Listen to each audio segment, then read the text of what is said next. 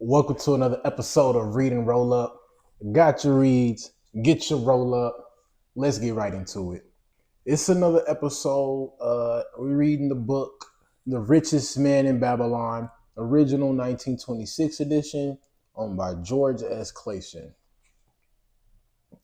Chapter we are on now is 1, 2, 3, 4. We are now on chapter 4. It is Meet the Goddess of Good Luck. The previous chapter was the 7 cures for a lean purse. You know what I'm saying? If your pockets looking skinny, there's 7 cures to them boys. Start thy purse to fattening. Start saving, 10% minimum. Control thy expenditures. Be wise with what you spending your money on. Make thy gold multiply. Put your money to work. Guard thy treasures from loss. Don't put it all in everything. And if you invest in something more solidified, like a physical gold or like a real estate. You know what I'm saying? Make of thy dwelling a profitable investment. The aim is to get a house, an estate, and to keep doing so. Ensure a future income.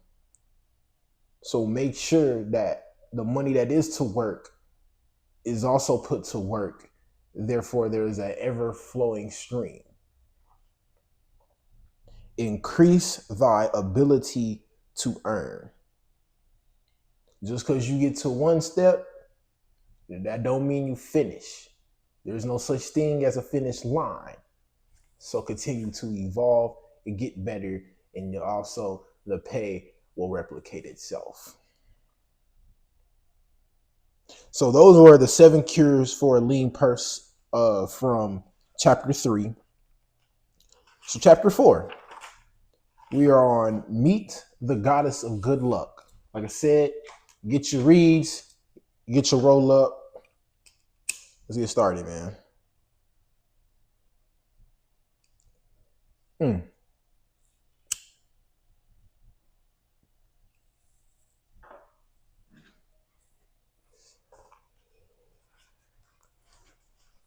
Meet the Goddess of Good Luck. It starts off with a Babylonian proverb.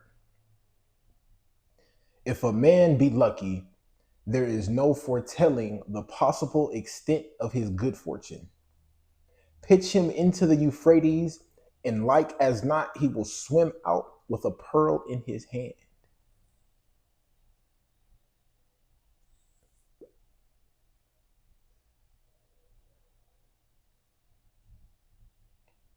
The desire to be lucky is universal. It was just as strong in the breasts of men 4,000 years ago in ancient Babylon as it is in the hearts of men today. We all hope to be favored by the whimsical goddess of good luck. Is there some way we can meet her and attract not only her favorable attention, but her generous favors? Is there a way to attract good luck? That is just what the men of ancient Babylon wished to know. It is exactly what they decided to find out. They were shrewd men and keen thinkers. That explains why their city became the richest and most powerful city of their time. In the distant past, they had no schools or colleges. Nevertheless, they had a center of learning, and a very practical one it was.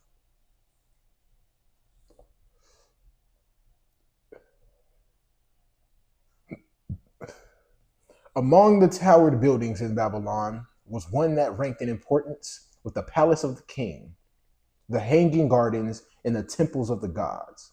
You will find scant mention of it in the history books, more likely no mention of it at all. Yet, it exerted a powerful influence upon that thought of that time. This building was the Temple of Learning, where the wisdom of the past was expounded by voluntary teachers and where subjects of popular interest were discussed in open forums.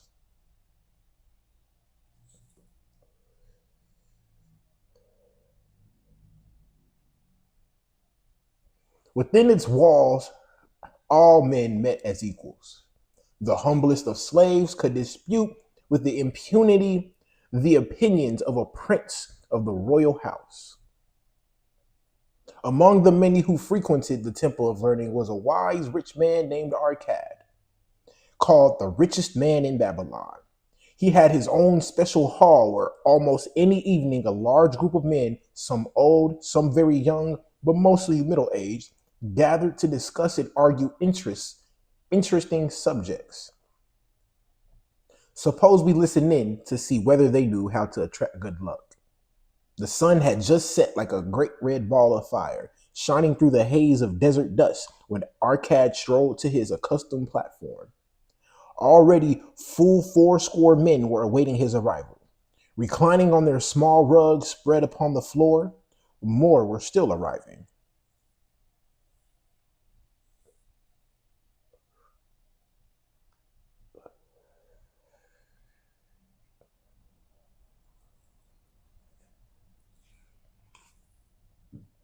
What shall we discuss this night? Arcad inquired. After a brief hesitation, a tall cloth weaver addressed him, arising as was the custom. I have a subject I would like to hear discussed yet hesitate to offer, lest it seem ridiculous to you, Arcad, and my good friend here.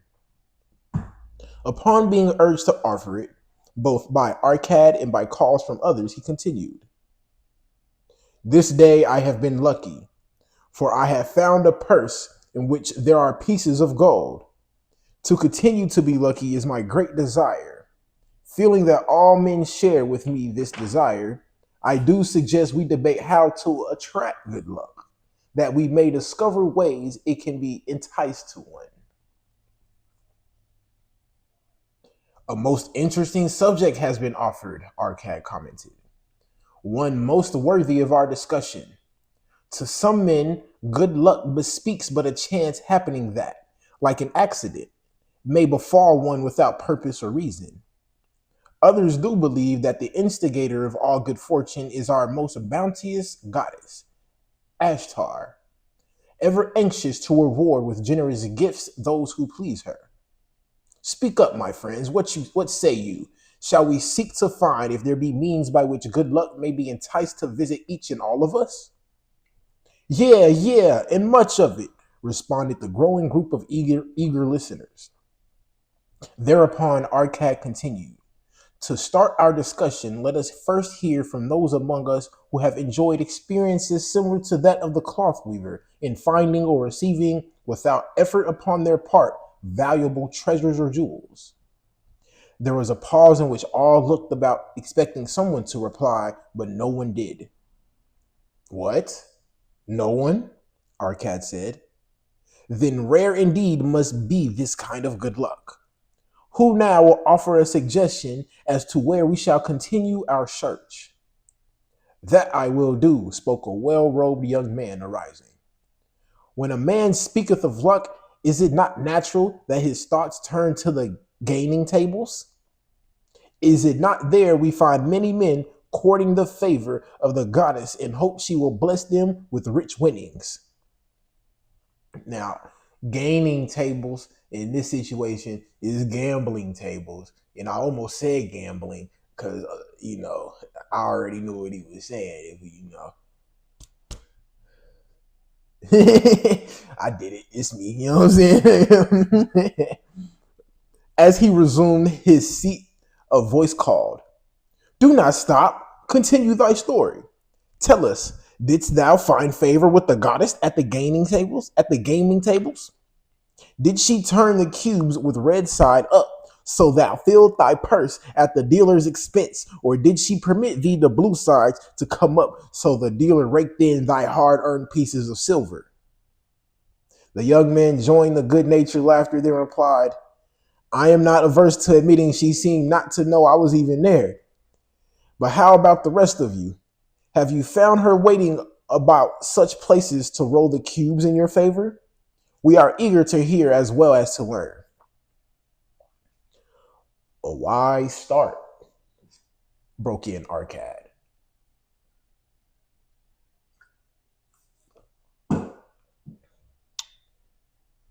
We meet here to consider all sides of each question. To ignore the gaming table would be to overlook an instinct common to most men, the love of taking a chance with a small amount of silver in hope of winning much gold. That doth remind me of the races, but yesterday, called out another listener.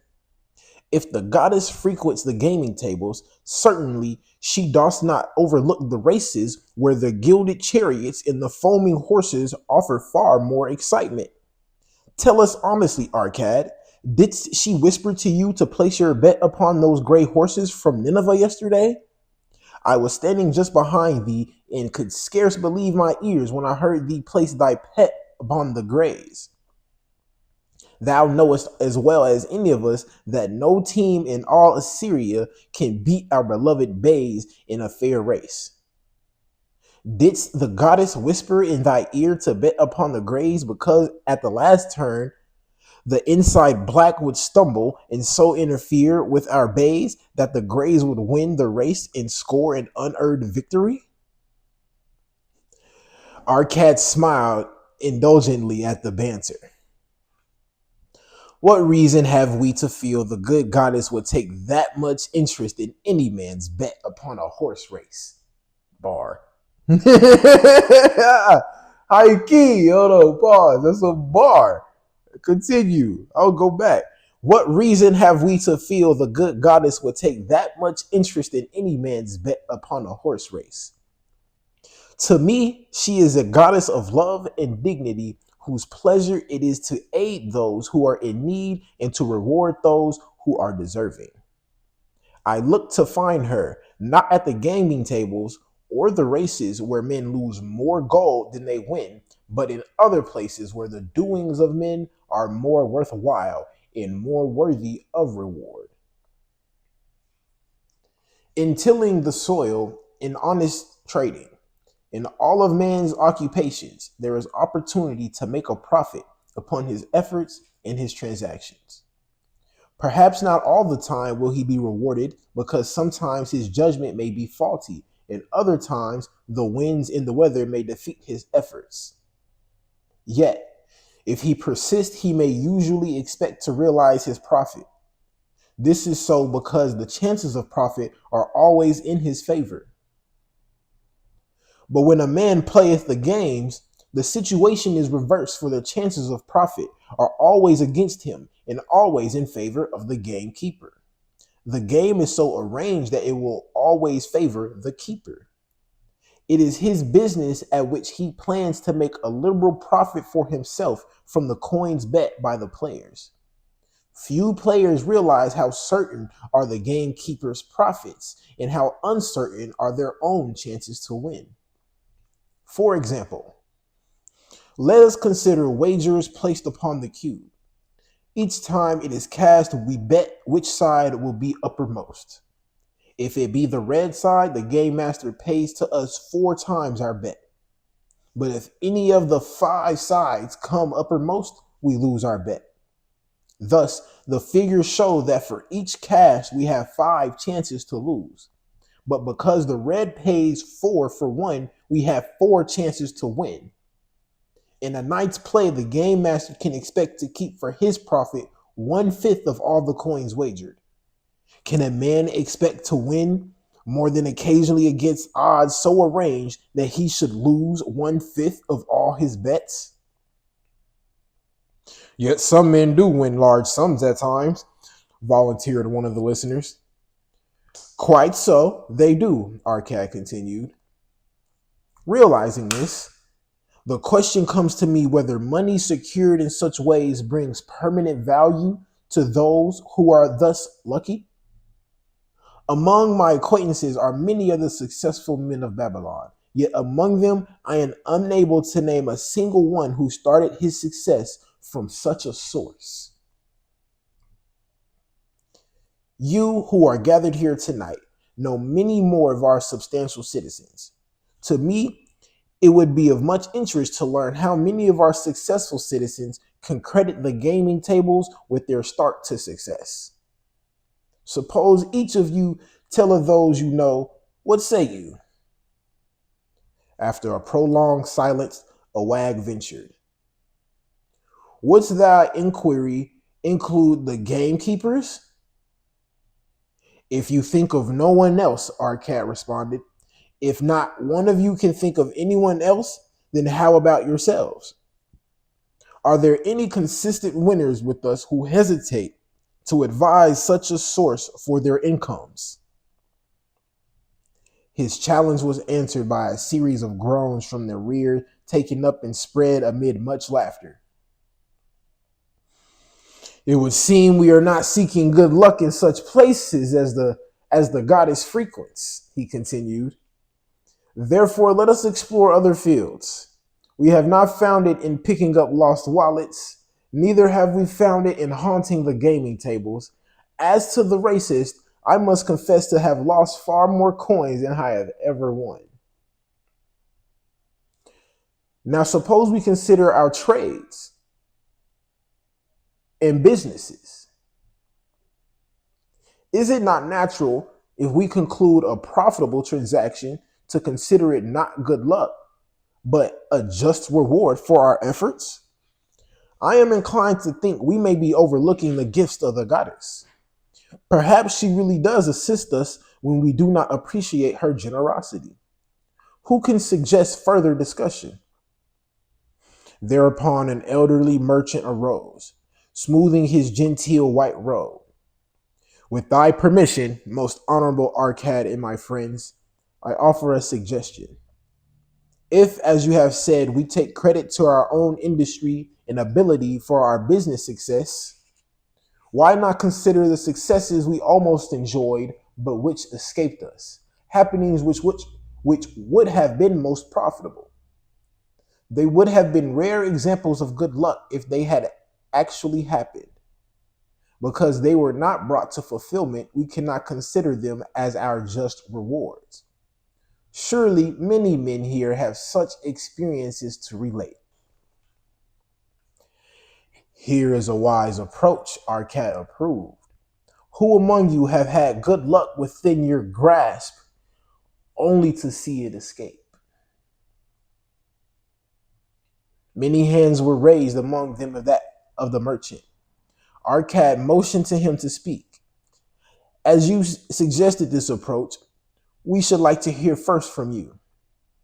I will gladly relate a tale, he resumed, that doth illustrate how closely unto a man good luck may approach and how blindly he may permit it to escape, much to his loss and later regret. Many years ago, I was a young man, just married and well started to earning. My father did come one day and urged most strongly that I enter upon an investment. The son of one of his good friends had taken notice of a barren tract of land not far beyond the outer walls of our city. It lay high above the canal where no water could reach it. The son of my father's friend devised a plan to purchase this land, build 3 large water wheels that could be operated by oxen and thereby raise the life-giving waters to fertile soil. This accomplished, he planned to divide it into small tracts and sell to the residents of the city for herb patches. The son of my father's friend did not possess sufficient gold to complete such an undertaking. Like myself, he was a young man earning a fair sum. His father, like mine, was a man of large family and small means. He, therefore, decided to interest a group of men to enter the enterprise with him. The group was to comprise 12, each of whom must be a money earner and agreed to pay 1/10 of his earnings into the enterprise until the land was made ready for sale. All would then share justly in the profits in proportion to their investment. Thou, my son, bespoke my father unto me, art now in thy young manhood. It is my deep desire that thou begin the building of a valuable estate for thyself, that thou mayest become respected among men. I desire to see thou profit from a knowledge of the thoughtless mistakes of thy father. This do I most ardently desire, my father, I replied. Then this do I advise. Do what I should have done at thy age. From thy earnings, keep out 1/10 to put into favorable investments. With this 1/10 of thy earnings and what it will also earn, thou canst, before thou art my age, accumulate for thyself a valuable estate. Thy words are words of wisdom, my father. Greatly do I desire riches. Yet there are many uses to which my earnings are called. Therefore, do I hesitate to do as thou dost advise. I am young. There is plenty of time. So I thought at thy age. Yet behold, many years have passed and I have not yet made the beginning. We live in a different age, my father. I shall avoid thy mistakes. Opportunity stands before thee, my son. It is offering a chance that may lead to wealth. I beg of thee, do not delay. Go upon the morrow to the son of my friend and bargain with him to pay 10% of thy earnings into this investment. Go promptly upon the morrow. Opportunity waits for no man. Today it is here. Soon it is gone. Therefore, delay not. Bars. In spite of the advice of my father, I did hesitate. There were beautiful new robes just brought by the tradesmen from the east, robes of such richness and beauty my good wife and I felt we must each possess one. Should I agree to pay 1/10 of my earnings into the enterprise, we must deprive ourselves of these and other pleasures we dearly desired. I delayed making a decision until it was too late. Much to my subsequent regret, the enterprise did prove to be more profitable than any man had prophesied. This is my tale, showing how I did permit good luck to escape. In this tale, we see how good luck waits to come to that man who accepts opportunity. Commented a swarthy man of the desert. To the building of an estate, there must always be the beginning. That start may be a few pieces of gold or silver which a man diverts from his earnings to his first investment. I myself am the owner of many herds. The start of my herds I did begin when I was a mere boy and did purchase with 1 piece of silver a young calf. This, being the beginning of my wealth, was of great importance to me. To take his first start to building an estate is as good luck as can come to any man. With all men, that first step, which changes them from men who earn from their own labor to men who draw dividends from the earnings of their gold, is important. Some, fortunately, take it when young and thereby outstrip in financial success those who do take it later, or those unfortunate men, like the father of this merchant, who never take it. Had our friend, the merchant, taken this step in his early manhood when this opportunity came to him, this day he would be blessed with much more of this world's goods. Should the luck of our friend, the cloth weaver, cause him to take such a step at this time, it will indeed be but the beginning of a much greater good fortune. Thank you. I like to speak also. A stranger from another country arose. I am a Syrian. Not so well do I speak your tongue. I wish to call this friend the merchant a name. Maybe you think it not polite, this name, yet I wish to call him that. But alas, I not know your word for it. If I do call it in Syrian, you will not understand. Therefore, please, some good gentlemen, tell me that right name you call man who puts off doing those things that mighty good for him. Procrastinator, called a voice. That's him, shouted the Syrian, waving his hands excitedly. He accepts not opportunity when she comes. He waits. He says, I have much business right now. By and by I talk to you. Opportunity she will not wait for such slow fellow. She thinks if a man desires to be lucky, he will step quick. Any man who not step quick when opportunity comes, he big procrastinator like our friend, this merchant. The merchant arose and bowed naturedly in response to the laughter. My admiration to the stranger within our gates, who hesitates not to speak the truth. And now let us hear another tale of opportunity. Who has for us another experience? Demanded Arcad.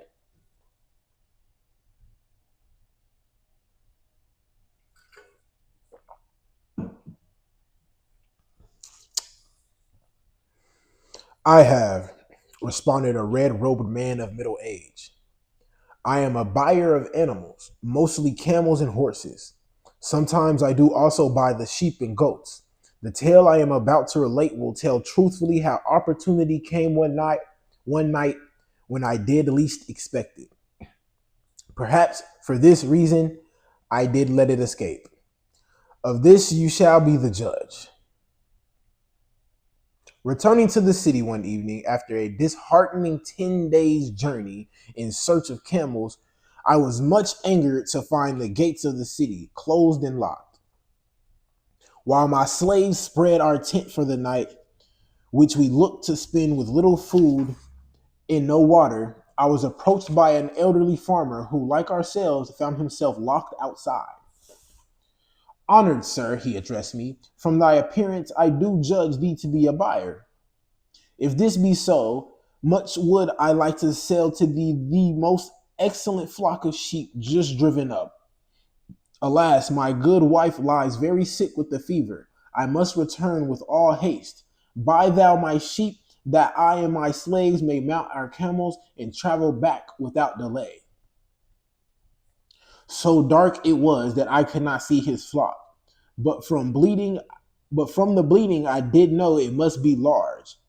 Having wasted 10 days searching for camels I could not find, I was glad to bargain with him. In his anxiety, he did set a most reasonable price. I accepted. Well, knowing my slaves could drive the flock through the city gates in the morning and sell at a substantial profit. The bargain concluded. I called my slaves to bring torches that we might count the flock, which the farmer declared to contain 900. I shall not burden you, my friends, with a description of our difficulty in attempting to count so many thirsty, restless, milling sheep. It proved to be an impossible task. Therefore, I bluntly informed the farmer I would count them at daylight and pay him then.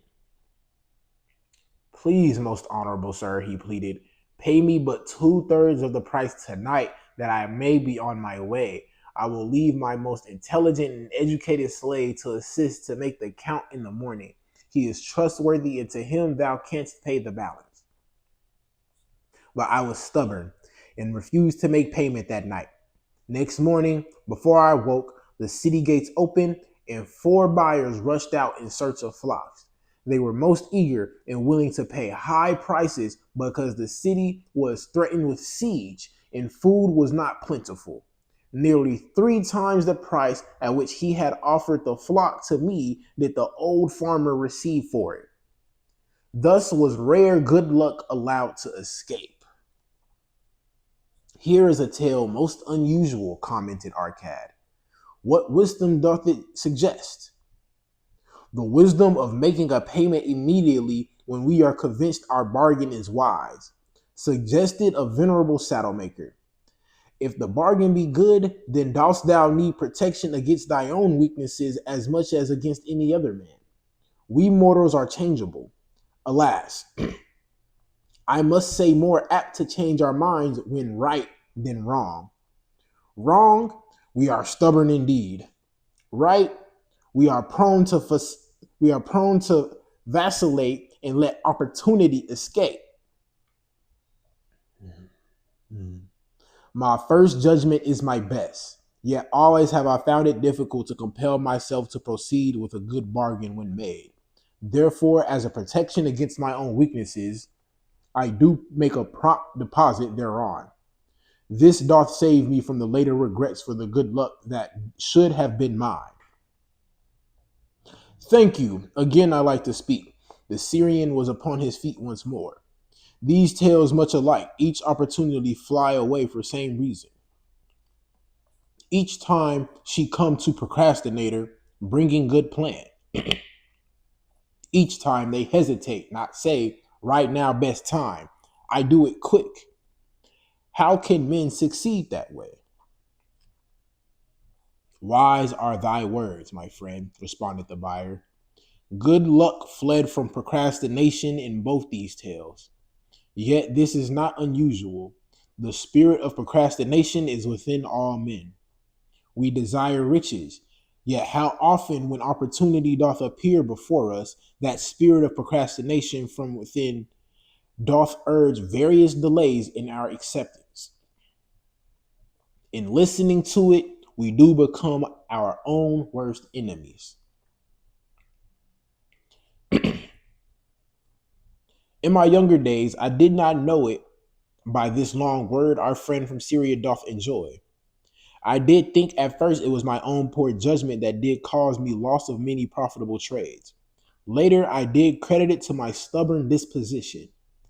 At last, I did recognize it for what it was, a habit of needless delaying where action was required, action prompt and decisive. How I did hate it when its true character stood revealed. With the bitterness of a wild ass hitched to a chariot, I did break loose from this enemy to my success. Thank you.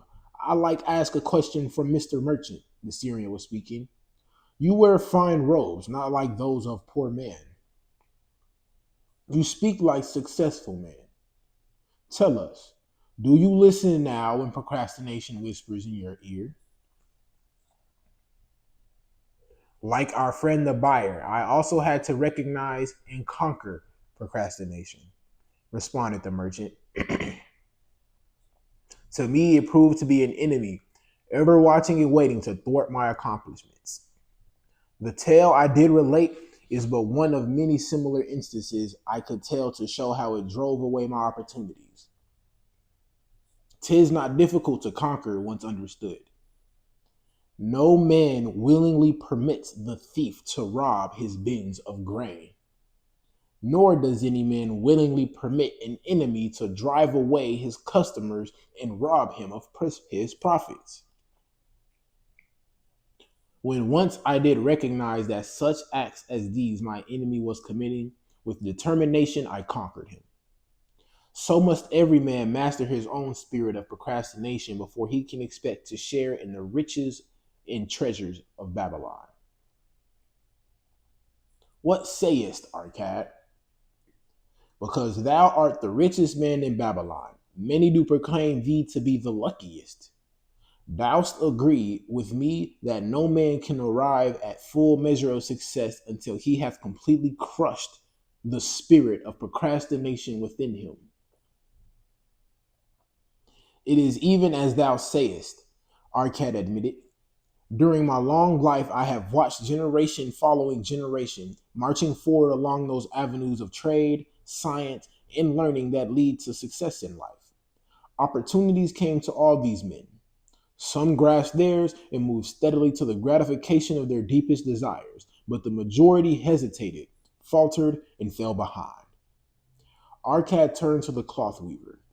Thou didst suggest that we debate good luck. Let us hear what thou now thinkest upon the subject. I do see good luck in a different light. I had thought of it as something most desirable that might happen to a man without effort upon his part.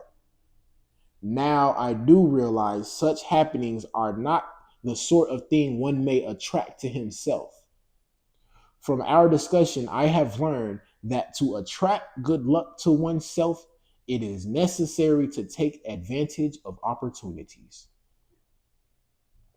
Therefore, in the future, I shall endeavor to make the best of such opportunities as do come to me.